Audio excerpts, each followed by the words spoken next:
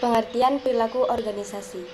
Manusia dalam memenuhi kebutuhannya tidak bisa berdiri sendiri.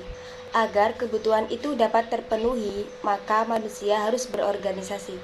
Organisasi merupakan suatu alat yang diperlukan dalam masyarakat untuk mencapai tujuan tertentu melalui suatu tindakan yang harus dilakukan dengan kerjasama. Menurut Handayaningrat, tahun 1983 menyatakan bahwa organisasi adalah suatu kelompok manusia yang saling bekerja sama dan menyumbangkan usahanya terhadap tercapainya suatu tujuan.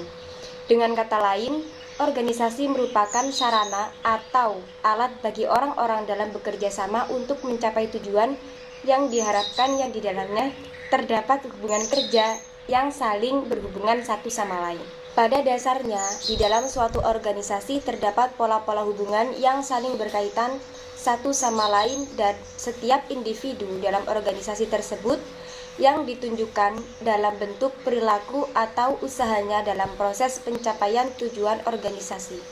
Perilaku menunjuk pada tanggapan atau reaksi individu terhadap rangsangan ataupun lingkungannya.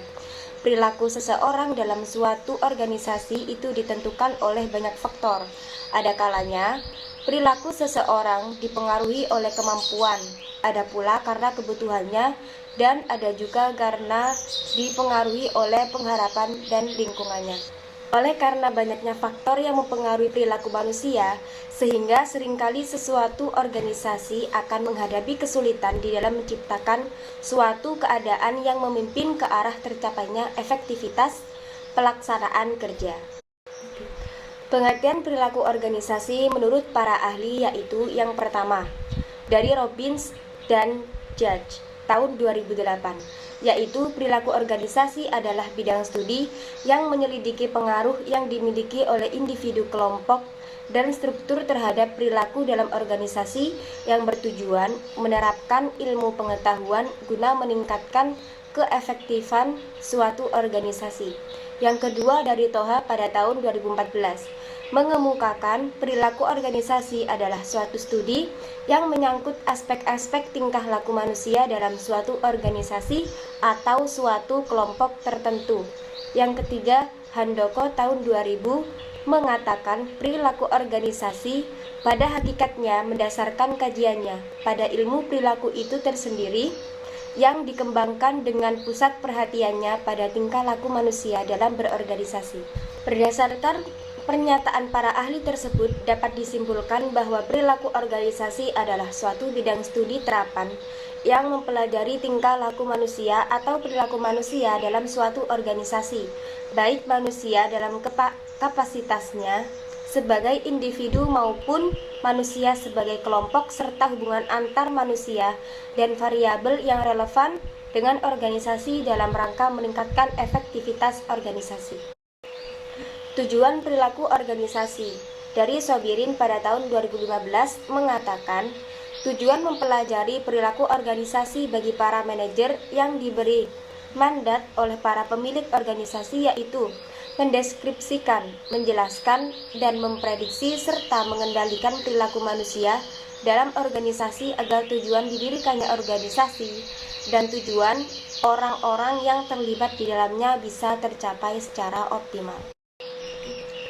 Perilaku organisasi dapat dibedakan menjadi dua, yaitu perilaku terpuji dan tercela. Pada kesempatan kali ini, saya akan membahas tentang perilaku terpuji. Perilaku terpuji merupakan segala sikap, ucapan, dan perbuatan yang baik sesuai dengan ajaran Islam. Setiap manusia harus memiliki perilaku terpuji. Orang yang berperilaku terpuji akan dicintai oleh Allah dan disayangi sesama manusia. Contoh perilaku terpuji dalam berorganisasi, di antaranya yaitu bertanggung jawab. Contohnya, saya dipilih sebagai ketua diklat yang akan dilaksanakan di universitas. Maka saya harus sebisa mungkin untuk mengayomi panitia-panitia yang saya rekrut untuk dapat melaksanakan suatu kegiatan tersebut sampai menjadi sukses. Contoh perilaku terpuji dalam berorganisasi, yaitu Jujur. Dalam Kamus Besar Bahasa Indonesia merupakan lurus hati ataupun tidak berbohong, dan bisa disebut dengan tidak curang. Kemudian disiplin.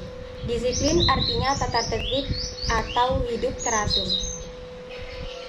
Kemudian saling membantu sesama rekan kerja dalam mengerjakan suatu prokernya.